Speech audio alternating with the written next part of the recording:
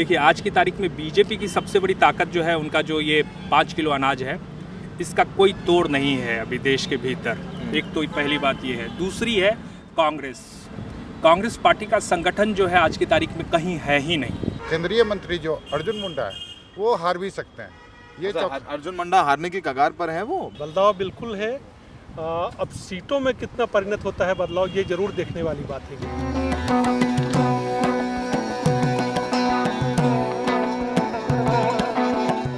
आदाब, नमस्कार। View India में आपका इस्तकबाल। मैं हूं सौरभ शुक्ला। आप देख रहे हैं इलेक्शन नज़दीक से में। हम आज आपको लेकर के आए हैं झारखंड की राजधानी रांची। झारखंड देश का वो राज्य जहां सबसे ज़्यादा ट्राइबल्स हैं और पॉलिटिकली भी ये राज्य बहुत दिलचस्प हो गया है, बहुत इंटरेस्टिंग हो गया है, क्योंकि यहाँ के मुख्यमंत्री हेमंत सोरेन को कुछ महीने पहले जेल भेज दिया गया। अब उस जेल भेज देने के बाद ऑपोजिशन का प्रचार है कि एक मुख्यमंत्री को, एक ट्राइबल मुख्यमंत्री को जेल भेजा गया है। उनकी पत्नी कल्पना सोरेन प्रचार कर रही हैं। इमोशनल प्रचार हो रहा है। 2014 में, 2019 में बीजेपी ने 14 में से 12 सीटें जीती। क्या बीजेपी इस बार वापस फिर से झारखंड में अपना प्रदर्शन जारी रख पाएगी, या हेमंत सोरेन के जेल जाने का प्रभाव इस चुनाव में नजर आएगा? हम झारखंड के तमाम पत्रकारों को लेकर के आए जिनको आप जानते हैं और जो ज़मीनी पत्रकारिता करते हैं, तो वो फीडबैक हम आपको यहाँ से दिलवाते हैं। आप बहुत खूबसूरत ये रांची शहर, आप पीछे लेक साइड देख सकते हैं, और यहाँ पर हमारे वो तमाम सीनियर जर्नलिस्ट हैं जो झारखंड को बेहतर से समझते हैं, जानते हैं, देखते हैं और दशकों से कवर करते आ रहे हैं, और उनसे हम लोग ज़मीनी फीडबैक लेंगे कि वाकई क्या इस बार माहौल कुछ बदल रहा है, हेमंत सोरेन के जेल जाने का कुछ प्रभाव है, या फिर एक बार यहाँ पर बीजेपी अपना परचम लहराएगी। तो सबसे पहले सर से बात करें। सर, आपका पूरा परिचय दीजिए। मेरा नाम शंभुनाथ चौधरी है और लगभग 30 सालों से झारखंड ही मूलतः रहा है। कई और दूसरे जगहों पर पत्रकारिता की है, तमाम बड़े हाउसेज में की है, और अभी INS के लिए करता हूँ। INS के लिए करते हैं।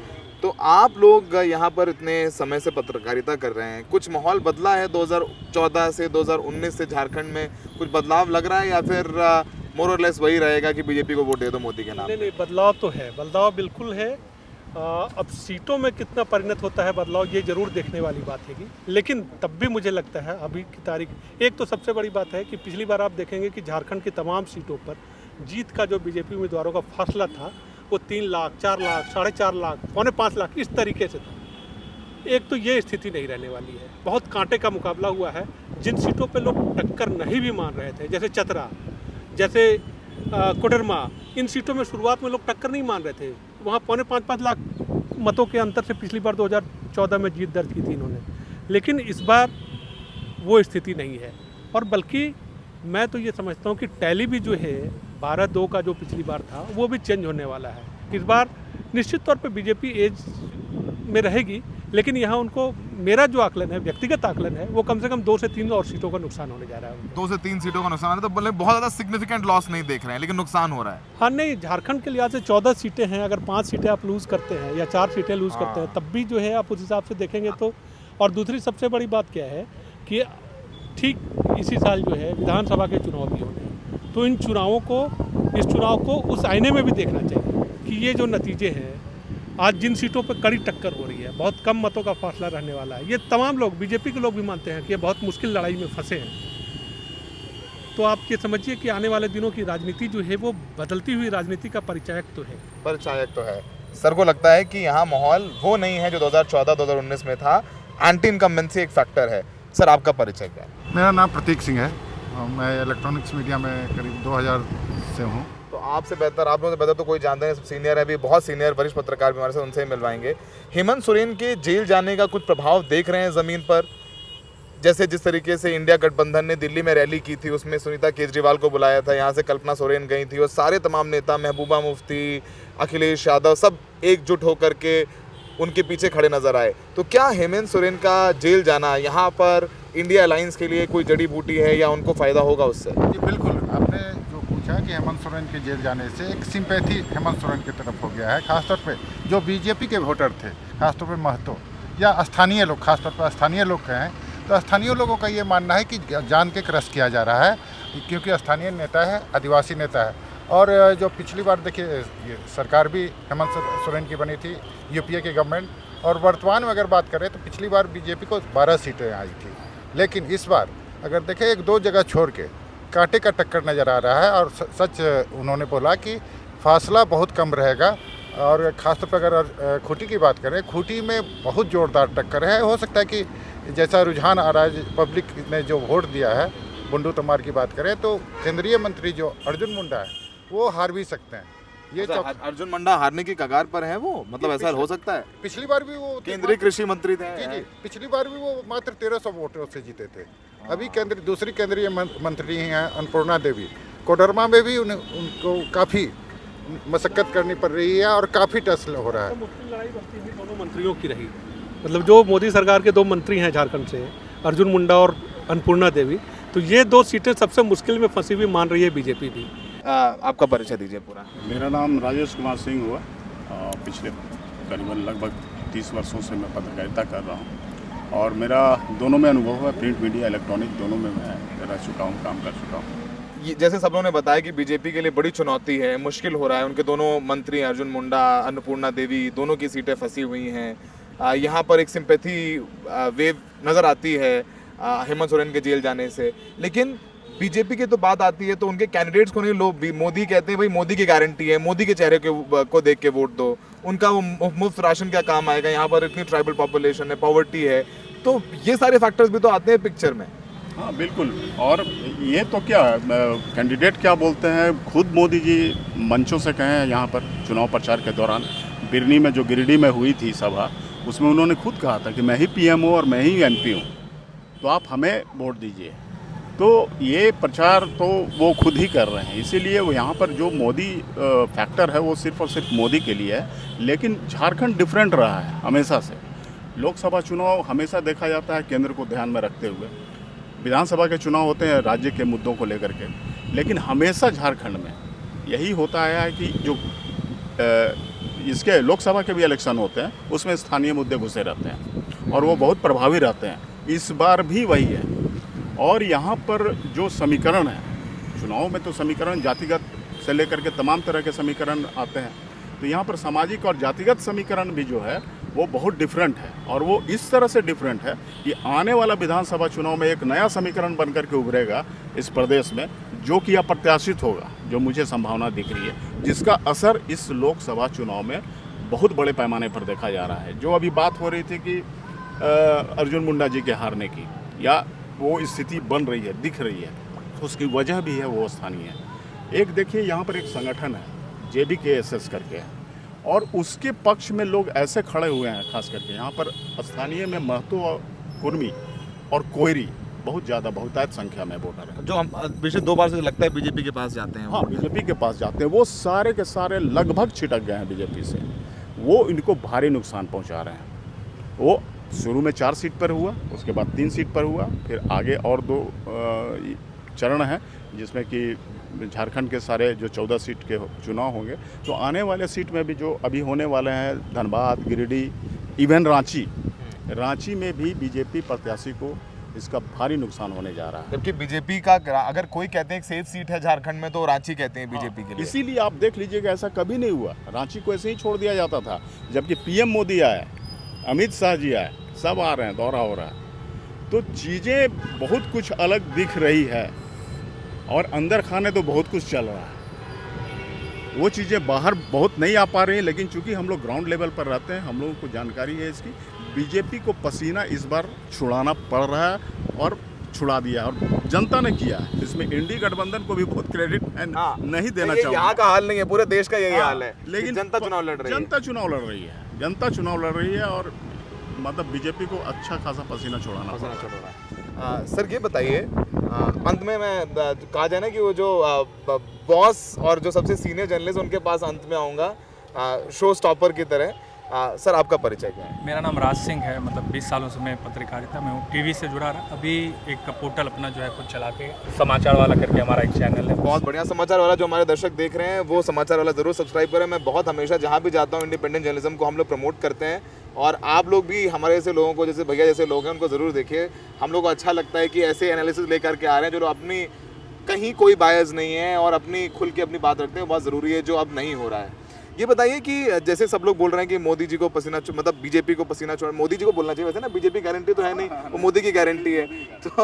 तो फिर तो पसीना बीजेपी को क्यों छूटेगा, वो मोदी जी का छूटेगा। फिर बहरहाल यहाँ पर झारखंड में एक तरफ सब लोग कह रहे हैं कि नहीं, एक इम्पैक्ट दिख रहा है कि हेमंत सोरेन के जेल जाने का इम्पैक्ट है। कल्पना सोरेन अच्छी बातें कर रही हैं, लेकिन क्या वो संगठन में जान है? क्योंकि अक्सर हम देखते हैं कि जो लीडर बेस पार्टी होती है, और कहीं ना कहीं जेएमएम भी लीडर बेस पार्टी है हेमंत सोरेन, उनके मेन नेता जब जेल जाते हैं तो उनका संगठन मजबूत उतना नहीं रहता है, क्योंकि ये चुनाव जब इतना नज़दीकी है तो बूथ से निकालना लोगों को, पैसा भी जाना होता है। अब वो सब सारे रूट्स भी होते हैं जो इम्पैक्ट हुए हैं। तो वो एक काउंटर भी इसका है कि उनके ना रहने से संगठन कमज़ोर हो गया है। बिल्कुल, देखिए जो चीज़ें आप कह रहे हैं, आज से 10-15 दिन पहले तक मेरी भी धारणा यही थी, जो अभी राजेश भैया बता रहे थे कि जो है पसीना छूट रहा है। लेकिन पिछले 10-15 दिनों से मैं घूम रहा हूँ, ग्राउंड पे जा रहा हूँ, और ख़ास तौर से जो काली सड़क होती है, आप काली सड़क से जब दाएं बाएं जाएंगे 8-10 किलोमीटर, तब असली कहानी आपको समझ में आएगी। तो इसमें यह है कि देखिए आज की तारीख में बीजेपी की सबसे बड़ी ताकत जो है उनका जो ये 5 किलो अनाज है, इसका कोई तोड़ नहीं है अभी देश के भीतर। एक तो पहली बात ये है। दूसरी है कांग्रेस पार्टी का संगठन जो है आज की तारीख में कहीं है ही नहीं। आप ब्लॉक लेवल पे, बूथ स्तर पे आप जाके देखिए, उनके कार्यकर्ता ढूंढने से मिल रहे हैं, वो सिर्फ कागजों में दिखाई दे रहे हैं। तो ये एक बड़ी कमजोरी है। आप देखिए कि बीजेपी अगर कहीं भी फाइट कर रही है बीजेपी से कोई, तो ओरिजिनल पार्टियां हैं। आप उत्तर प्रदेश में देख लीजिए, अखिलेश यादव कर रहे हैं, बिहार में तेजस्वी यादव कर रहे हैं, या हेमंत सोरेन कर रहे हैं। आपने जो संगठन की बात की, जेएमएम का संगठन है, वो धरातल पे है, और ट्राइबल में ये फीलिंग्स भी है कि हमारी सरकार थी और हमारी सरकार को इन लोगों ने फंसाया है, हेमंत सोरेन को जबरन जो है ये जेल में डाल दिए हैं। लेकिन सिर्फ ट्राइबल वोट से ही जो है सरकार नहीं बन सकती है यहाँ पे, और ट्राइबल वोट से ही सिर्फ सरकार को बीजेपी के किसी कैंडिडेट को हराया नहीं जा सकता है। जो महतो वोट बैंक की बात कर रहे हैं, महतो वोट बैंक, जयराम महतो हैं, एक बड़ा उभरता हुआ नाम है उनका। उनके पीछे जो भीड़ है, अगर उस भीड़ को आप बारीकी से देखिएगा तो उसमें 60% लोग ऐसे हैं जो वोट नहीं डालेंगे, ठीक है, क्योंकि उसमें से मुझे लगता है कि 30% ऐसे हैं जिनका अभी उम्र ही नहीं हुई है जिनकी कि वो वोट डालेंगे, वोट कास्ट करें। माहौल बना दें। लेकिन माहौल जो है वो बना हुआ है। वो जहाँ जा रहे हैं 5000 8000 की भीड़ उनके साथ जा रही है, डीजे बज रहा है, लग रहा है कि अब तो क्रांति आने वाली है एकदम से। लेकिन ऐसा है नहीं धरातल पे। अब जब आप गाँव जाते हैं तो गांव में देखिए, एक साधारण सा उदाहरण मैं देता हूं। मैं अभी पिछले दिनों गिरिडीह के ग्रामीण इलाके में था, वहां पे गया। ये सरकार जो है, वर्तमान झारखंड की सरकार जो है, वो वृद्धा पेंशन चला रही है। 1000 रुपया जो है उन्होंने किया हुआ है, और उम्र भी जो है उन्होंने घटा के 50 साल कर दिया है। लेकिन जब हम लोगों के पास गए और उनको पूछा, और दादी आपको मिल रहा है ना? हाँ मिल रहा है बेटा, मोदी सरकार दे रहे हैं। ये चीज़ क्यों है? ये इसलिए है क्योंकि इनका संगठन वहाँ तक नहीं पहुँच पा रहा है। ना कांग्रेस पहुंच पा रहा है, ना जेएमएम पहुंच पा रहा है, ना दूसरे जो दल है। ये बीजेपी 5 किलो दे रही है और कांग्रेस ने मैनिफेस्टो में 10 किलो राशन देने की बात कही है, लेकिन वो पहुंचा नहीं लोगों तक। नहीं पहुंच पा रहा है। तो और ये क्या है ना, 5 किलो अनाज, वो ये बोल रहे हैं अरे हमको क्या दिक्कत है, हमको अनाज मिल रहा है फ्री में, हमको इलाज के लिए ये मिल रहा है। ये दो जो है, आयुष्मान कार्ड और ये अनाज जो है, बीजेपी का कहीं कोई जो है ये बोलता है हवा चल रही है, ये चल रहा है, वो चल रहा है, कहीं कुछ नहीं चल रहा है। ये 5 किलो चावल अगर बंद कर दे आज की तारीख में, मैं दावे के साथ लिख के कह सकता हूँ 3 साल बाद ये चुनाव करा ले, ये आके घट के ना 150 पौने 200 पे अटक जाएंगे। मोदी जी खाने को तो दे रहे हैं, ठीक है, नौकरी नहीं है, लेकिन चलो खाने को तो मिल रहा है। रोजगार वाली जो मुद्दा कह रहे हैं, ये बिहार में, और इसके लिए credit goes to Tejashwi Yadav. उन्होंने जिस तरीके से वहाँ पे ये फीडअप किया है, खासतौर से कास्ट को लेके अगर देखें तो अपर कास्ट के लोग भी जो है ये मानने लगे हैं बिहार जैसे। क्योंकि मैं बिहार से भी बिलोंग करता हूँ, तो इस वजह वहाँ की पॉलिटिक्स को देखता हूँ। झारखंड की पॉलिटिक्स बिल्कुल अलग है। यहाँ अब जाएंगे, यहाँ से खूंटी जाएंगे तो वहाँ हिंदी नहीं समझते हैं लोग, उनको क्या समझ में आएगा? उनको जो बताया जाता है वो बस उतना ही जानते हैं। और दूसरा सबसे बड़ा पावर जो है ये मोबाइल है, वो और इनका जो खर्च है सोशल मीडिया पे, जिस तरीके से ये अपना कैंपेन चला रहे हैं बीजेपी, वो पहुंचा रहे हैं। जेएमएम का संताली में नहीं जा रहा वीडियो, लेकिन बीजेपी का संताली में वीडियो पहुंच रहा है और लोग उसको देख भी रहे हैं। बीजेपी का उसका सिस्टम भी लगा हुआ है, पूरा सिस्टम लगा हुआ है, पैसा लगा हुआ है, पैसे की थोड़ा जो बात प्रशासन आती है, भी, हाँ, थोड़ा प्रशासन प्रशासन भी भी। कह सकते हैं, अब तो क्या बोल सकते हैं। हाँ। लेकिन एक माइंडसेट जो है इसको अगर तोड़ना है तो सबसे पहले तो संगठन मजबूत करना होगा और कांग्रेस को मजबूत होना होगा। और कांग्रेस अगर मजबूत नहीं होती है, लड़ाई होती रहेगी, 8-10 जो है जो रीजनल पार्टियां हैं वो लाते रहेंगे, लेकिन बड़ा नुकसान जो है बीजेपी को करना मुझे नहीं लगता है कि इतना आसान है। संजय जी, आपका पूरा परिचय दीजिए हमारे दर्शकों को, मैं तो जानते हैं। मेरा नाम संजय रंजन है और मैं भी इन्हीं के जैसा और आपके जैसा द फॉलो अप करके एक हमारा यूट्यूब चैनल है और उसी में मैं जर्नलिज्म करता हूँ। द फॉलो अप भी, इसको भी फॉलो करना है और इसको भी फॉलो करना है। हाँ संजय जी, ये जो सारी बातें बोल रहे हैं, मैं बहुत इत्तेफाक रखता हूँ उनकी बात से, क्योंकि ये जो खासकर ग्रामीण अंचल में जो पिछड़े वोटर्स हैं, जो कांग्रेस कह रही है कि हम जातिगत जनगणना कराएंगे, जिसकी जितनी हिस्सेदारी उसकी उतनी भागीदारी वाली बात है, ये नैरेटिव है। लेकिन साथ साथ जब पेट की बात आती है तो लोग वो चावल की तरफ ज़्यादा जाते हैं।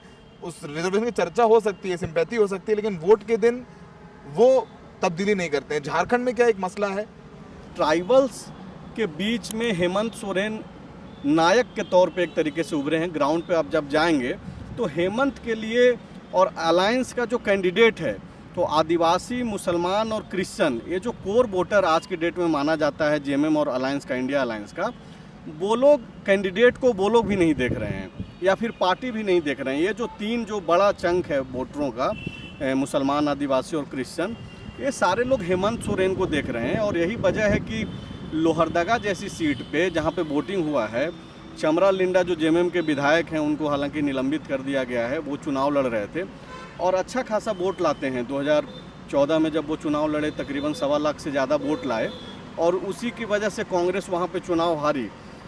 2019 में चुनाव नहीं लड़ रहे थे, मात्र 10,000 से सुखदेव भगत जो इस बार भी प्रत्याशी थे कांग्रेस और इंडिया अलायंस के, वो चुनाव हार गए।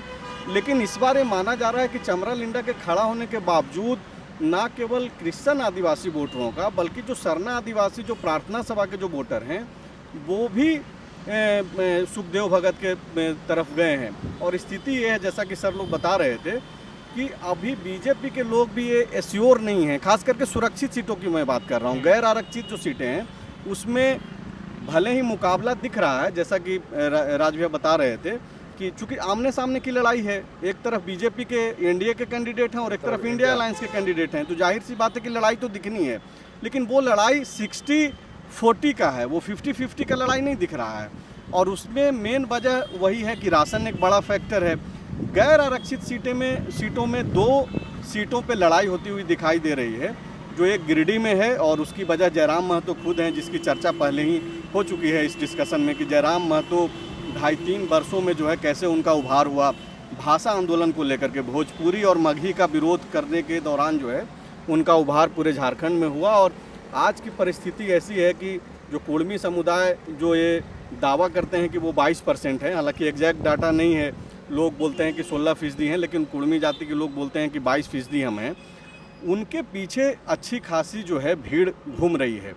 लेकिन एक कुड़मी वोटर जो परंपरागत जो वोटर हैं वो बीजेपी के माने जाते हैं। और जो जैसा कि राज भैया बता रहे थे कि यूथ सबसे ज़्यादा है, 90% जो है उनके भीड़ में कुड़मी ही है, दूसरा कोई जाति दिखता नहीं है। कल का एक मैं छोटा सा एग्जांपल बता रहा हूँ, जयराम महतो का किस तरीके से प्रभाव इस चुनाव में पड़ रहा है। हालांकि वो हार जीत की स्थिति में नहीं है, या वो खुद या फिर उनके जो समर्थित प्रत्याशी हैं, उन्होंने एक JKLM करके पार्टी भी बनाई है, लेकिन चुनाव आयोग से अभी मान्यता नहीं मिला है। निर्दलीय के तौर पे सारे लोग लड़ रहे हैं, उनके जो समर्थक हैं। आप देखिए कि सिंहभूम वाली सीट जहाँ पे वोटिंग हो गई है, गीता कोड़ा जो पूर्व मुख्यमंत्री मधु कोड़ा की वाइफ हैं, एकमात्र सीट जो 2019 में कांग्रेस पार्टी जीत दर्ज की थी, वहाँ से चुनाव से ठीक पहले गीता कोड़ा बीजेपी में चली गई।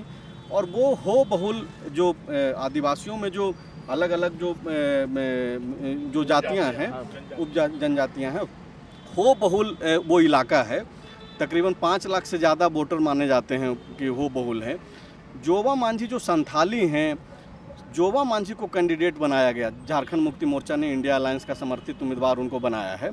वो हेमंत सोरेन के कैबिनेट में मिनिस्टर भी थी, इस बार उनको ड्रॉप किया गया और उनको लोकसभा का टिकट दिया गया। स्थिति ऐसी है वहाँ पे कि सिंहभूम अगर JMM जीत जाए तो कोई आश्चर्यजनक बात नहीं होगी। क्यों? उसके पीछे भी जो जयराम महतो के जो एक कैंडिडेट हैं दामोदर हांसदा वहाँ से चुनाव लड़ रहे थे, लोग ये मान रहे हैं कि उन्होंने भी अच्छा खासा वोट जो है वो लाया है और उसका नुकसान वो सीधे तौर पे वो गीता कोड़ा को पहुंचा रहे हैं। मतलब लब्बू लुआब वहाँ है जहाँ पर विपक्ष ने अच्छा कैंडिडेट दिया है, वहाँ पर बीजेपी को पसीने बहाने पड़ रहे हैं। कैंडिडेट भी बहुत इंपॉर्टेंट है, जहाँ अच्छे कैंडिडेट्स दिए हैं इन्होंने। कैंडिडेट बहुत इम्पोर्टेंट तो हैं ही, चुनाव में तो कैंडिडेट ही फैक्टर हैं। आप देखिए कि धनबाद जिस पे हम लोग चर्चा कर रहे हैं कि धनबाद एक गैर आरक्षित सीटों में 2 सीटों पे जो मैं बात कर रहा हूँ कि वहाँ पे अलायंस कुछ कर सकता है, बेहतर हो सकता है कि चुनाव परिणाम उसके पक्ष में आ जाए, उसमें एक धनबाद भी है। धनबाद क्यों है?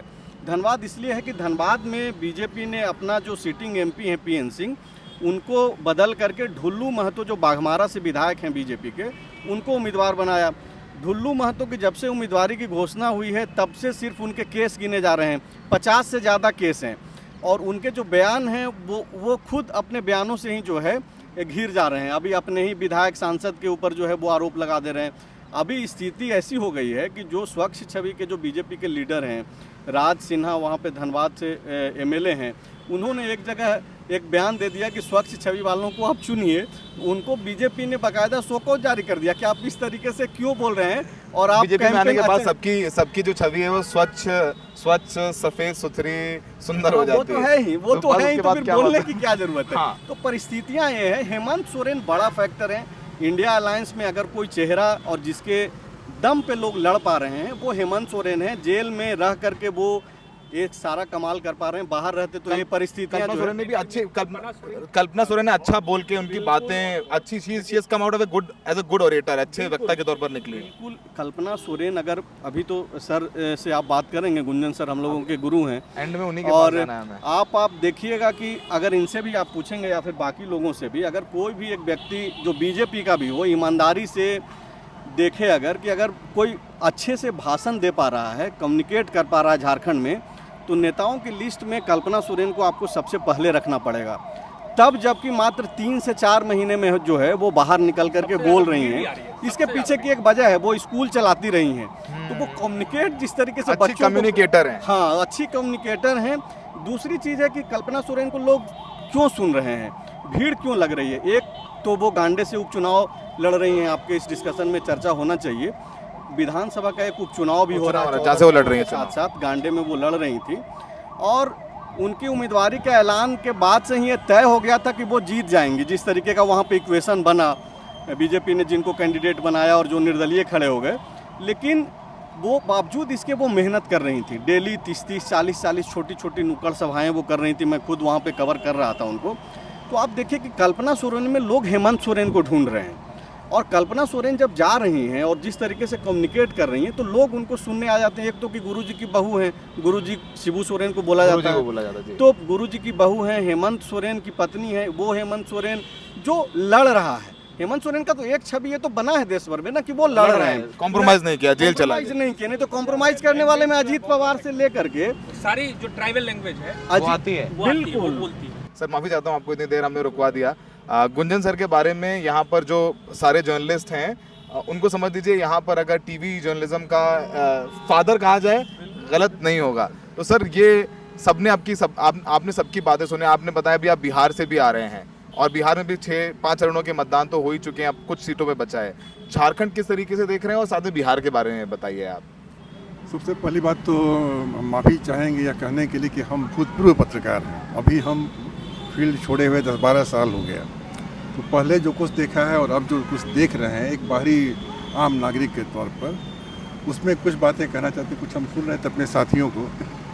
तो हेमंत सोरेन की गिरफ्तारी से और कल्पना के उभार से एक बहुत ही ज़बरदस्त ताकत इंडिया को मिल सकती थी, मिल रही थी, लहर मिली थी। लेकिन यह जो आलमगीर आलम का प्रकरण हुआ, इसने बहुत बड़े पैमाने पर नुकसान पहुंचा दिया। एकदम ऐन मौके पर जिस तरह से बीजेपी संचालित ईडी ने यह वार किया है और 35 करोड़ रुपए या 40 करोड़ रुपए बरामद हुए हैं, तो ये उसने हेमंत सोरेन के प्रति जो सिंपैथी हुई थी वह जो आदिवासी समुदाय है उसमें तो बरकरार रहेगी, लेकिन जो दूसरे लोग हैं उनको लगता है कि अरे आलमगीर आलम क्या से इतना पैसा निकला, तो कांग्रेस को नुकसान इसका हुआ। दूसरी बात एक और है कि कांग्रेस ने कैंडिडेट्स चुनने में गलतियां की हैं। माफ़ कीजिएगा ये कहने के लिए कि अभी, लेकिन यहाँ जो किसी की बेटी खड़ी हैं, किसी की बहू खड़ी हैं, कार्यकर्ता कहाँ है? हमने पहली बार नाम सुना अनुपमा सिंह का, तो मालूम हुआ कि राजेंद्र प्रसाद सिंह सो कॉल्ड मजदूर नेता थे धनबाद के, उनकी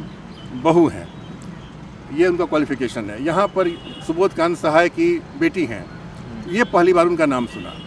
हो सकता है कि उन्होंने कहीं कुछ NGO चलाया हो, कुछ इस तरह का काम अपने प्रोफाइल में लिखा हो, लेकिन आप जब टिकट देते हैं तो ऐसे कैंडिडेट संगठन की अनदेखी है। हाँ, संगठन की अनदेखी है।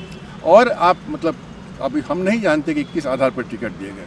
मेरे पास कोई सबूत नहीं है कहने का कि इन लोगों ने पैसे दे के टिकट खरीदे हैं कांग्रेस के, लेकिन हम यह जरूर कहेंगे कि अगर कैंडिडेट्स अच्छे रहे होते तो जनता विकल्प खोज रही थी, जो बीजेपी के अलावा भी किसी को और को दें, उसके पास वह विकल्प नहीं है। और यही कारण है कि जो मोदी के समर्थक हैं वो तो वहाँ जाएंगे वोट डालने, लेकिन जो समर्थक नहीं हैं वो एब्सेंट रहेंगे, इसीलिए परसेंटेज गिर रहा है वोटिंग का।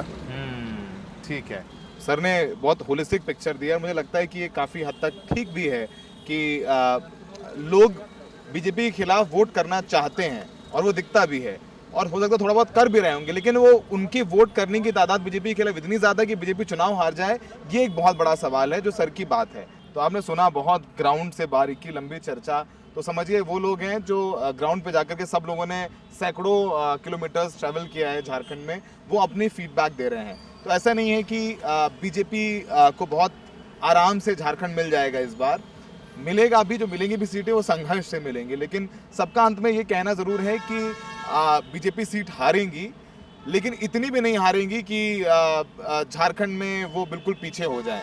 लड़ाई हर सीट पे है, मार्जिन सब लोगों को लगता है कम होंगे, लेकिन हाँ, इस चुनाव में एक जो टेक अवे सबसे बड़ा है वो है कल्पना सोरेन।